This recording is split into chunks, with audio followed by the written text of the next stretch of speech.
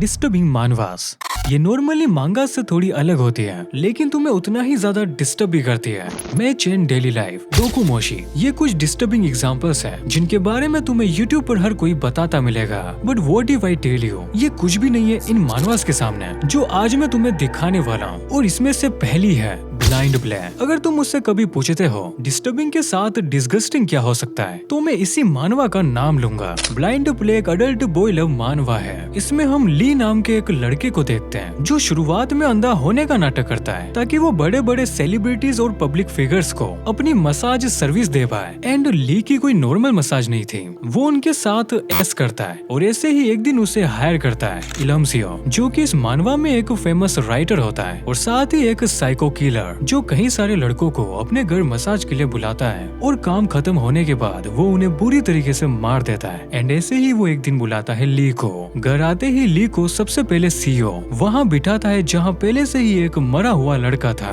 और जैसा कि ली सचमुच का कोई अंधा नहीं है, लेकिन फिर भी वो अंधे होने का नाटक कंटिन्यू रखता है, क्योंकि अगर सीओ को पता चला ये कोई अंधा नहीं है तो वो उसे भी मार देगा। जबकि सिचुएशन इससे उल्टी है। सीओ को ली के बारे में सब कुछ पता है, कैसे वो बस अंधा होने का नाटक कर रहा है, लेकिन फिर भी वो उसे मारता नहीं है और अपने पास ट्रैप कर लेता है। एंड इसके बाद स्टोरी में और भी कैरेक्टर्स की एंट्री होती है, जैसे कि ली का दोस्त मियोंग जुन, जिसे बाद में एक दूसरा साइको किलर पकड़ लेता है जो कि सीओ का एक दोस्त होता है। और वो बहुत बुरी तरीके से मियोंग को टॉर्चर करता रहता है। वो उसके 2 फिंगर्स काट देता है, उसके साथ ऐस करता है और लास्ट में मियोंग ये किसी को ना बताते हैं तो वो उसकी जुबान काट देता है। और इसके बाद ये चीजें मानवा में और भी ज्यादा बढ़ जाती है। एंड साथ ही इसमें एनिमल वॉयलेंस होता है, चाइल्ड अब्यूज होता है और अगेन कई सारा घिनौना टॉर्चर जो लास्ट में ली करता है उन दोनों साइको किलर्स के साथ, यहाँ तक कि वो सीओ की लास्ट में दोनों आंखें तक फोड़ देता है। बट शायद जो ये अगली मानवा है वो इससे कहीं ज्यादा डिस्टर्बिंग होने वाली है। हेल्पर 2,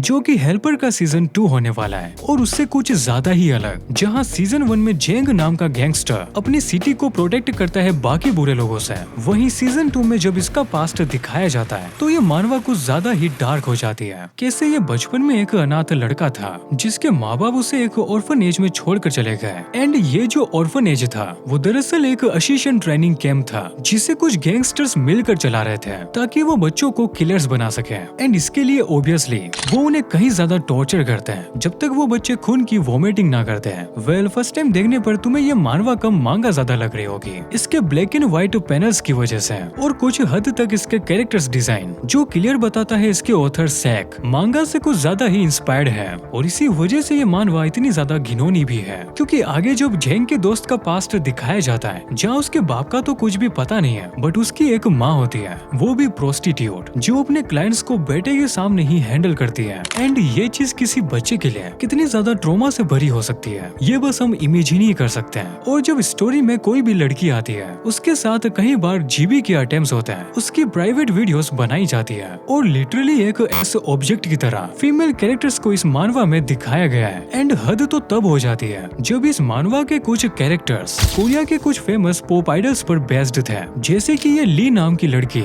इसका फेस यूई से कितना ज्यादा मिलता है। इवन दो मानवा में ली की जो इंस्टाग्राम आईडी दिखाई गई है वो बिल्कुल यूई की आईडी से सेम है। एंड इसी ली को स्टोरी में उसका भाई असोल्ट करता है, मतलब कि हेल्पर 2 कोरियन सेलिब्रिटीज की एक अडल्ट मानवा जैसी थी जो इन पॉप आइडल्स के फैंस को बिल्कुल भी पसंद नहीं आई। वो ट्विटर पर हैशटैग स्टॉप मिसोजिनी इन वेबटून को ट्रेंड करवाने लगे ताकि ये मानवा कम्प्लीटली शट डाउन हो सके। बट इसका ऑथर सेक माफी मांगने की जगह इनका रिप्लाई देता है ट्विटर पर। वो बताता है कैसे उसने मानवा की स्टार्टिंग में एक वार्निंग डिस्क्लेमर डाला था और इसके बाद कोई इससे गुस्सा होता है तो ये उसकी गलती नहीं है। और इसी के बाद सारे फैंस एक मैसिव रिपोर्ट करते हैं इस मानवा पर और इसे ए रेटेड की रेटिंग मिलती है। एंड इसके बाद सेक अगेन एक्स पर ट्वीट करता है ये बताते हुए कि वो इन सारी चीजों को और भी ज्यादा दिखाएगा स्टोरी में। और इसी के बाद एक नया चैप्टर आता है मानवा में जहाँ वो एक ओल्ड वुमेन को फुली नेकेड दिखाता है जिसके ऊपर टॉर्चर हो रहा होता है। एंड ये चीज लोगों को बहुत ज्यादा घिनौनी लगी तो उन्होंने इसके खिलाफ प्रोटेस्ट किया। एंड फाइनली सेक भी इतनी ज्यादा हेट को झेल नहीं पाता है तो वो पब्लिकली आकर सबसे माफी मांगता है, साथ ही उन पॉप स्टार के फैन से भी जिसके कैरेक्टर्स उसने यूज किया था। लेकिन मेरे हिसाब से इस चीज का कोई भी मतलब नहीं है, बिकॉज उसे जो दिखाना था वो पहले ही दिखा चुका है बिना किसी सेंसरशिप के साथ। नाउ मेरा नाम तो तुम सबको पता होगा और साथ ही ये भी। इससे पहले मेरा 30K सब्स वाला चैनल डिलीट हो चुका है, जिसके बाद मैंने इस चैनल को ग्रो किया। एंड सच कहूँ तो ये कहीं से भी मेरा कोई लक नहीं था और न ही मुझे कोई सीक्रेट सेटिंग पता है जो मैं तुम लोगों को नहीं बता रहा हूँ। लेकिन हाँ, मुझ पे एक चीज जरूर थी, वो था मेरा 6 साल का यूट्यूब एक्सपीरियंस, जिसे मैं DMs में शेयर नहीं कर सकता बिकॉज टेक्स्ट में ये सब कुछ बताना इम्पॉसिबल है। इसीलिए तुम कुछ अमाउंट देकर मुझसे 1-to-1 वीडियो कॉल पर बात कर सकते हो, जहाँ पर मैं तुम्हारे चैनल को एनालाइज करके वो सारी गलतियां बताऊंगा एंड साथ ही अपने वीडियो मेकिंग प्रोसेस को भी, ताकि तुम्हें ये सब कुछ समझने में मेरी तरह 6 साल ना लगे। अगर तुम YouTube को सीरियस लेते हो तो तुम्हें इसकी डिटेल इन्फॉर्मेशन डिस्क्रिप्शन और पिन कमेंट में मिल जाएगी। एंड अब आते हैं हम वापस से वीडियो पर। शिप मास्क, जिसमें कहने को तो सिर्फ 12 चैप्टर्स हैं, लेकिन ये तुम्हारे अच्छे खासे दिन को बर्बाद कर सकती है, क्योंकि ये अगेन एक योई मानवा है, जिसमें एक पाक ग्यूल नाम के लड़के को दिखाया जाता है कैसे जब वो फर्स्ट टाइम मिलिट्री ज्वाइन करता है और उसका वहाँ रैप हो जाता है। बिकॉज वहाँ सब लड़के थे तो सब एक साथ जब नहा रहे होते हैं, उसी टाइम वो पाक की चेस्ट को देखते हैं जो कि बिल्कुल लड़कियों की जैसी थी। यहाँ पर दरअसल पाक को हार्मोनल इम्बैलेंस का इशू था, जिसकी वजह से उसकी बॉडी ऐसी हो जाती है और इसी को लेकर बाद में पाक काफी फेमस हो जाता है। तो उसके सीनियर्स आकर उसका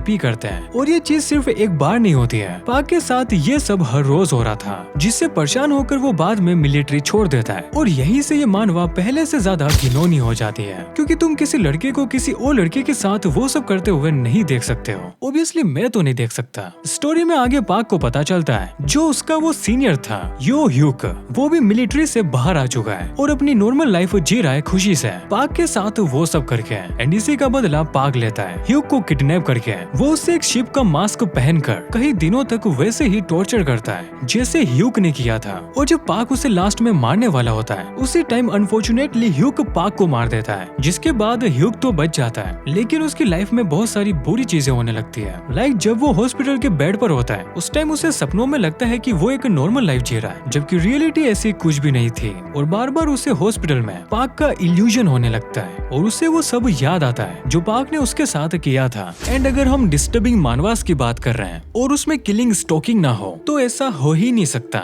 इसकी स्टोरी में हम एक लड़के बाम को देखते हैं जो एक दूसरे लड़के सेंगवो से ऑब्सेस्ड होता है। फिर से योई वाला सीन। खैर ये जो बाम था उसे मिलिट्री में सेक्सुअली असोल्ट किया जाता था और वही सेंगवो उसे बचाता है, जिसके बाद से ही बाम का क्रश इस पर हो जाता है। और इसी चक्कर में वो एक दिन सेंगवो के घर चला जाता है, जहाँ पर वो रस्सियों से बंधी एक लड़की को देखता है जिसे सेंगवो रोज टॉर्चर करता था। और अब वो बाम को भी पकड़ लेता है और इसी के सामने वो बाद में उस लड़की को मार देता है। इसी के बाद कई सारी चीजें रिवील होती है आगे, लाइक बाम के अंकल उसका रैप करते थे। वहीं सेंगवो एक साइको किलर है जो बस अपने मजे के लिए लोगों को मारता है। और अब इसे बाम में अपनी माँ दिख रही है, वो भी ऐसी माँ जो एक 7 साल के बच्चे को रात में अपने रूम के बाहर बुलाती थी और उसके लिए दरवाजा खुला रखती थी ताकि वो उसे किसी और के साथ वो सब करता हुआ देखे। एंड ये चीज सेंगवो के साथ एक बार नहीं बार बार होती है। और इसी बीच सेंगवो की माँ उसे मारने का भी अटेम्प्ट करती है, लेकिन जैसे तैसे उसका बाप बचा लेता था। और जब सेंगवो बड़ा हो जाता है तो उसकी माँ अपने ही पति को पॉइजन से मार देती है, क्योंकि अब वो पहले जैसा हैंडसम नहीं रहा।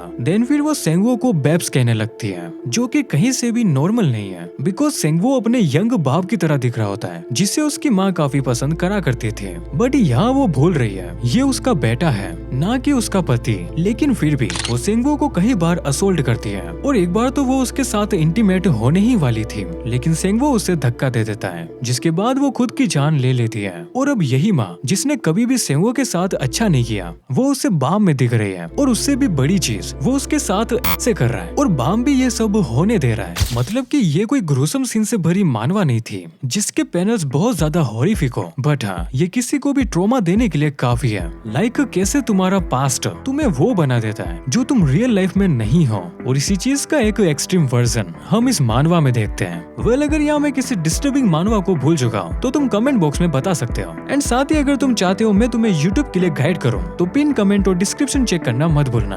बाकी अगर तुम चाहो तो ये दोनों वीडियोस देख सकते हो।